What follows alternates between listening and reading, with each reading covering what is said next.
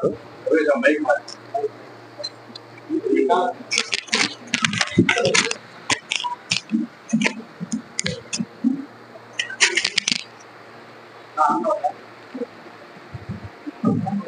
Mic అవసరమా?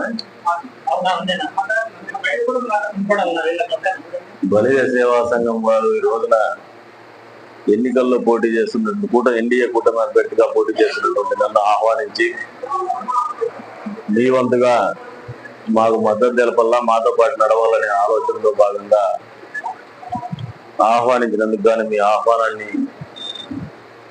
ఆహ్వానానికి హృదయపూర్వకంగా కృతజ్ఞతలు తెలుపుతున్నాను. అదే రకంగా ఈ కార్యక్రమానికి, ఈ ఆత్మీయ కార్యక్రమానికి అధ్యక్షత వహించినటువంటి పెద్దలు బలిజ సేవా సంఘం అధ్యక్షులకి, వేదిక మీద ఉన్నటువంటి నరసింహులు అన్న సార్ గారికి, అక్క సత్యమ్మక్క గారికి, అదే రకంగా బలిజ కుటుంబ సోదరి మళ్ళకు పేరు నమస్కారాలు తెలుపుకుంటూ, నాకు ముందు రావాలంటే కొంచెం సిగ్గు ఉంది. ఏం సిగ్గు అంటే, మీ కళ్యాణ మండపం విషయంలో నేను ఇంతవరకు మాట నిలబెట్టుకోలేకపోయాను. నాకు అది ఎప్పుడు వెన్నాడుతూ ఉంటుంది. కొంచెం సిగ్గుపడుతున్నాను. నా వంతుగా పోయిన ఎన్నికల్లో కూడా నేను ఒక 50 లక్షలు డబ్బులు ఇచ్చిన. మీరు ఎంతవరకు చేసుకున్నా నేను ఆ పక్క కూడా పోలామండి. ఒకసారి నాకు శివాలయ సీన గుర్తు చేసినా కూడా సీనా ఎలక్షన్స్ అయిపోయినా ఇబ్బందులు ఉన్నా ఒక రోజు రూపీ పోతున్నా. కానీ మా ఎలక్షన్లు వస్తూ ఉంటాయి, పోతా ఉంటాయి. ఇచ్చిండే మాటకైతే కట్టుబడాల్సినటువంటి బాధ్యత ఒక నాయకుడిగా నా మీద ఉంది. ఆ మాటకి నేను ఎంతో కట్టుబడి కొద్ది వరకే కట్టుబడి ఉన్నా అనుకుంటున్నాను. పూర్తి స్థాయిలో కట్టుబడలేదు. మొదటిగా నా వంతుగా అది మీకు పూర్తి చేయాల్సిన బాధ్యత ఉంది. నేను చెప్పను కానీ చేసి చూపించేస్తాను ఈసారి. రెండోది, ఈ కులానికి నాకు ఏదో అయితే రాజకీయంగా అయితే ఒక సంబంధం ఉంది మొదటి నుంచి కూడా. మొదటి రోజు ఇండిపెండెంట్ ఎలక్షన్స్ గురించి పదే చెప్తా ఉంటాను. నేను నన్ను పిలుచుకొని చేపట్టుకొని ఒక 2 రూపాయలు ఖర్చు పెట్టి అన్నం పెట్టి ఎలక్షన్ చేసిందా ఇండిపెండెంట్ ఎలక్షన్. ఆ రోజు నుంచి ఈ రోజు వరకు కూడా ఇప్పుడు అక్క ఉంది. ఆమె పాపం మాకు ఆమెకు పరిచయం కూడా తక్కువ. ఈ మధ్య కాలమే నేను చూస్తాను. ఎండలో తిరుగుతూ ఉంటుంది పాపం. ఆమె సొంత ఖర్చులతో బండి వేసుకొని తిరుగుతూ ఉంటుంది. అదే రకంగా నరసింహ సార్ ఉంటాడు. ఆయన ఎప్పుడు లెక్కలు పెన్ను పేపర్ తీసుకుని లెక్కలు వేస్తూ ఉంటాడు, తాపత్రయ పడుతూ ఉంటాడు, ఏదో ఒకటి తిప్పలు పడతానే ఉంటాడు. అదే రంగా మా నాగేంద్ర ఉన్నాడు. ఇంక మా హీరో అయితే చాలా చిన్న మీద పడుతూ ఉంటాడు. ఎందుకో గానీ ఈ కమ్యూనిటీతో మాకు ఎప్పుడు ఒక కోహరెంట్ గా ఒక కెమిస్ట్రీ అయితే వర్కౌట్ అవుతా ఉంది. కానీ ఒక అపోహ ఉంది. నేనేదో మీ వర్గాల కొద్ది వరకు అగెనెస్ట్ చేస్తాను. నేను ఎప్పుడు చేయలా. నిజాయితీకి చెప్తున్నా. నాకు అబద్ధాలు చెప్పేది రాదు. నేను ఏదైనా మొహం మీద చెప్పేవాడు. నా వ్యక్తిత్వం అది. రాజకీయాల్లో ఇంత పచ్చిగా మాట్లాడేవాడిని. నిన్న ఇంటర్వ్యూ చేసి ఒక ఆయన అడుగుతున్నాడు, మీరు ఇంత పచ్చిగా అన్ని మాట్లాడతాను, ఏముంది దాంట్లో? నా జీవితం లేదు, దాపరికాలు ఏం లేవు. దాపరికాలు లేనప్పుడు భయపడేది ఏముంటుంది? ఏదో తప్పు చేసినట్టు తెలియదు, భయపడలేదు. నేను ఎప్పుడు కూడా మీ కమ్యూనిటీ మంచి చేయాలని తాపత్రయంతోనే ఉన్నా. ఎప్పుడు కూడా నాకు ఆ కృతజ్ఞతాభావం ఉంది. మొట్టమొదటిగా మీకు కమ్యూనిటీ మీద నాకు ఉండదు ఏమంటే కృతజ్ఞతాభావం. అది ఎప్పుడు కూడా రన్ అయితేనే ఉంటుంది. నేను నెగిటివ్ కూడా పోను. ఎప్పుడు శ్రీకృష్ణదేవరాయల విగ్రహంలో కూడా మిమ్మల్ని చూస్తే నాకు జాలేసింది. అది పెద్ద ఇష్యూ కానే కాదు. దాన్ని అంత పెద్ద ఇష్యూ చేసుకున్నారు. ఇంత తెలివైన వాళ్ళు బలిజోళ్ళు అని చెప్పి అంటారు. కానీ ఇంత తిక్కగా ఉన్నారని నాకు మొన్న మీరు నిరూపించుకున్నారని చెప్పి నేను భావిస్తాను. ఆ రోజు చాలా తెలివైన కమ్యూనిటీ. అటువంటిది ఈ విగ్రహం విషయంలో ఎందుకు గాను ఇటువంటి తప్పు చేసినారు? ఇది రాజకీయం కాదు. రాజకీయ నాయకులకి కంపల్సరీ ఉంటుంది. ఏమన్నా కంపల్సరీ అంటే వాళ్ళు చేసినా మేము మద్దతు తెలపాల్సిందే, మేము చేసినా వాళ్ళు మద్దతు తెలపాల్సిందే. ఎవరైనా అడ్డం చెప్పినా కానీ వాళ్ళు డ్యామేజ్ అవుతారనేది ఒకటి ఉంటుంది. అంత సింపుల్ లాజిక్ ఎందుకు మిస్ అయినారు? అతను ఆడుకుంటా ఉంటే అని చెప్పేసి ఒక ఆలోచన. అంటే అందరు రాజకీయ నాయకులు ఒక రంగం ఉండట్లేని. ఆయన చిత్తూరు ఆయన కాబట్టి వేరే రంగం ఆలోచన చేసినాడు. మనం అనంతపురం వాళ్ళం కాబట్టి వేరే రంగం ఆలోచన చేస్తాం. దాంట్లో అంత రాజకీయం అవసరం లేదు. దానికి మీరు నన్ను అడగాలని అవసరం లేదు. నేను పూలే విగ్రహం విషయంలో చెప్తాను మీకు జరిగినటువంటిది. పూలే విగ్రహానికి నన్ను బీసీ సంఘం వాళ్ళు వచ్చేసి అంపాపతి గోవిందు ఒక అమౌంట్ అడిగిన. కాంస విగ్రహం పెట్టాలి, అమౌంట్ ఇచ్చిరా. తదుపరి వాళ్ళంతకు వాళ్ళే నేను చెప్పిన అమౌంట్, నాకు చెప్పిన అమౌంట్ పెద్ద అమౌంట్, నేను ఒక 50% ఇచ్చినాను. ఇచ్చిన తర్వాత వాళ్ళు విగ్రహం తెచ్చేసుకున్నాం మేము. సరే నువ్వు మళ్ళీ డబ్బులు కాదు కానీ నాకు విగ్రహ ప్రతిష్ట కావాలా అని చెప్పేసి కాలేజ్ దగ్గర పెడతాము, కాలేజ్ లోపల ఎక్కడో పెట్టుకుంటాము అంటే అందరికీ ఉంది రోడ్డు మీద. మీకు పాపం జ్యోతిరావు పూలేకే స్థలం ఉండదా? ఎక్కడో చోట మంచి చోట పెట్టండి అని చెప్పిన. రోడ్డు మీద పోయి పెట్టడానికి ప్రయత్నం చేస్తే ధైర్యం కావాల. మళ్ళీ ఆయన ఎత్తుకొని పోయి పరిగెత్తిపోయేసి దాచిపెట్టాడు. ప్రభుత్వం వచ్చింది మాకు. నేను ఎలక్షన్ ఓడిపోయాను. నా బాధలు నాకు ఉన్నాయి. నన్ను వచ్చి అడిగితే చంద్రబాబు నాయుడు గారు మొట్టమొదటి పర్యటన కదిరికే పెట్టారు ఆయన ముఖ్యమంత్రి అయిన తర్వాత. జ్యోతిరావు పూలే విగ్రహాన్ని ఇప్పుడు ఎవడో పోయి ఆడ రోడ్లో పెట్టుకోండి, రోడ్లో పెట్టినాక ముఖ్యమంత్రి గారి చేత ఆవిష్కరింపజేయలేదు. వాళ్ళు అడగరా నన్ను ఇవన్నీ, నాకున్న పంతం మీ కళ్యాణ మండపం కూడా అంతే పంతంగా చేస్తా, ఎందుకంటే నేను మాట తప్పిరాడే బావ నాకు పోను, నేను ఏదైనా చెప్పిన తర్వాత ఊరికేది పోను.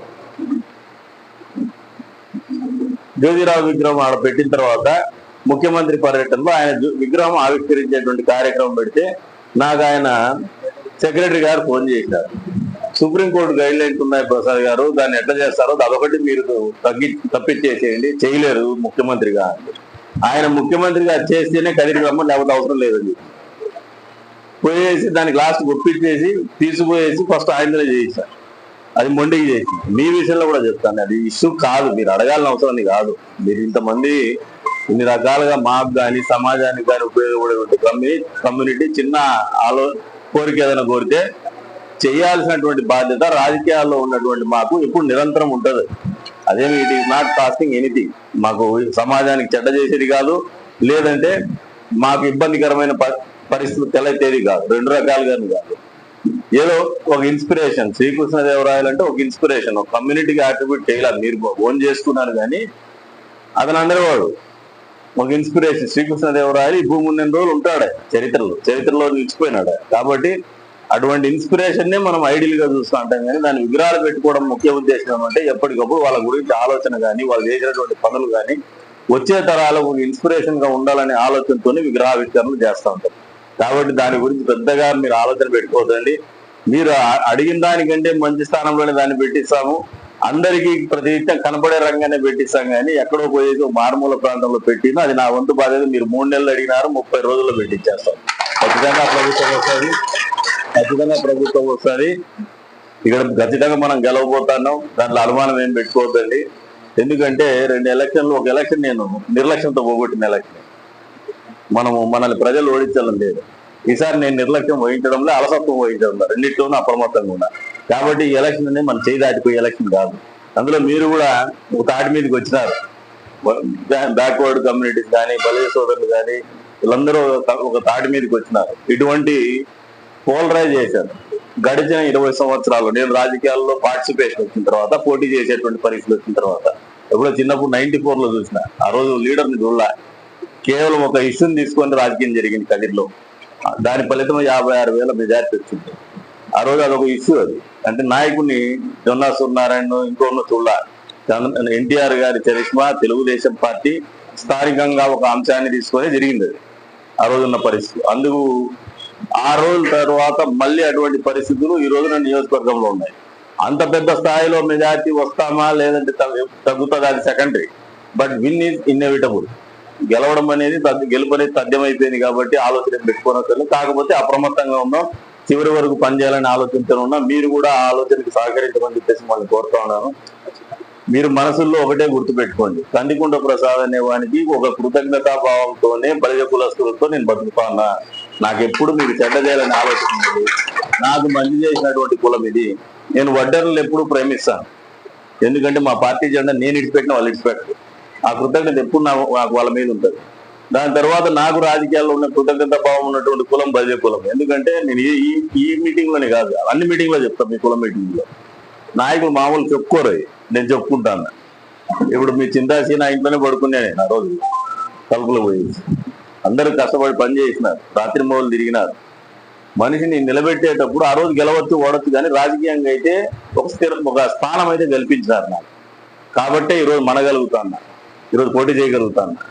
ఆ రోజు మీరు ఆ పరిస్థితి చేయకపోయింటే ఈ రోజు నాకు ఈ స్థానం వచ్చేది కాదనే ఆలోచన ఎప్పుడు కూడా నిరంతరం నాకు ఉంది. కాబట్టి మీరు అన్నదా భావించదండి. నాకు ఎప్పుడు కూడా మీ గురించి నెగిటివ్ థాట్ కానీ, మీకు ఏదన్నా చెడ్డ జరిగితేనో లేదంటే మీరు ఎదగకూడదనే ఆలోచన కానీ నాకు ఉండదు. నేనే ఇన్ఫాక్ట్ నాగేంద్ర చెప్తా ఉంటా, మీ వాళ్ళు ఎప్పుడు కింగ్ మేకర్స్ అవుతున్నారు కానీ కింగ్స్ కావడం లేదా అని మీకు అదొక పెద్ద అలవాటు ఉంది. మీరు ఫ్రంట్ లైన్లోకి రాలేకపోతున్నారు. ఆ లీడర్షిప్ క్వాలిటీస్ డెవలప్ కావాలా, మీకు పర్ఫామ్ చేసేటువంటి పరిస్థితులు. మీరు ఎప్పుడు కూడా కింగ్ మేకర్స్, గెలిపించే దాంట్లో మీరైతే పని చేసే దాంట్లో. నేను ఇంకా ఆరవయసు కులంలో సత్రంలో మాట్లాడిన రోజు, ఆరవయసు కులస్తులు పిలిచేసి సత్రంలో నాకు మాట్లాడిన రోజు చెప్పా, ఈ భూమి ఈ ఆంధ్రప్రదేశ్ రాష్ట్రంలో నేను గమనించింది సేవా తత్పరత ఉన్నటువంటి కులం ఏదైనా ఉంది, హిందూ ధర్మాన్ని ఆచరించే కులం ఏదైనా ఉందంటే అది ఆర్యవైశ్య కులం మొదటిగా. దాంతో పాటు బ్రాహ్మణులు ఎప్పుడు వాళ్ళు చేస్తూ ఉంటారు. కానీ ఇదే సేవా తత్పరత, ఇదే హిందూ ధర్మాన్ని కాపాడేటువంటి కులం కూడా బల్లి కులం మీకు ఈక్వల్ గా చేస్తారని చెప్తా వచ్చాను. అంటే మీకున్నటువంటి బ్యూటీ, మీకున్నటువంటి నెగిటివ్ ఏమంటే ఫ్రంట్ లైన్ లో పోయేసి ఓన్ తీసుకొని రిస్క్ చేసుకొని ఆ సస్టైన్ అవ్వరు, ఈల్డ్ అవుతారు, చిన్న సమస్యకి ఈల్డ్ అవుతారు. దట్ ఇప్పుడు హక్కు ఉంది. నేను చూస్తాను నా దగ్గర లీడర్షిప్ క్వాలిటీస్ ఉన్నాయి. చాలా మందికి ఆ క్వాలిటీస్ లేవు, మొగల్లో కూడా చూడాలి. అదే రంగం ఇంకొక ఆమె ఎస్టీ ఆమె ఉంది మాకు, ఉత్తన్న అని చెప్పేసి మాకు సర్పంచ్ ఒక ఆమె ఉంది, గేమనా ఇస్తాను. ఎక్స్ట్రాడినరీ లీడర్షిప్ ఉన్నాయి. ఆమె ఆలోచన విధానం కూడా ఈ నియోజకవర్గంలో మా ప్రత్యర్థి పార్టీలో ఎమ్మెల్యే కాబడినటువంటి వ్యక్తులు కూడా అంత ఆలోచన విధానం లేదు, అంత తప్పుగా ఆలోచన చేస్తారంటే దట్ ఈస్ ద స్పిరిట్. ఎక్కడన్నా నాయకత్వం మాకు రావాలనుకోవడం లేదు. కులపరంగానో మతపరంగానో వచ్చేటువంటి నాయకత్వం స్థిరంగా ఉండదు.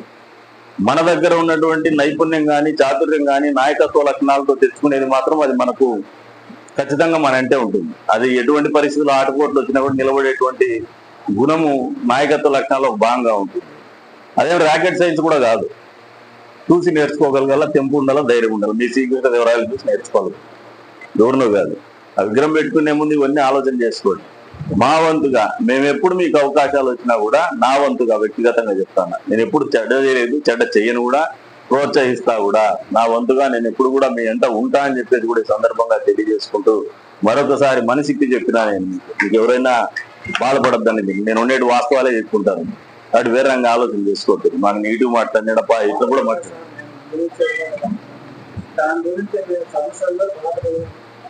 ప్రశాంత్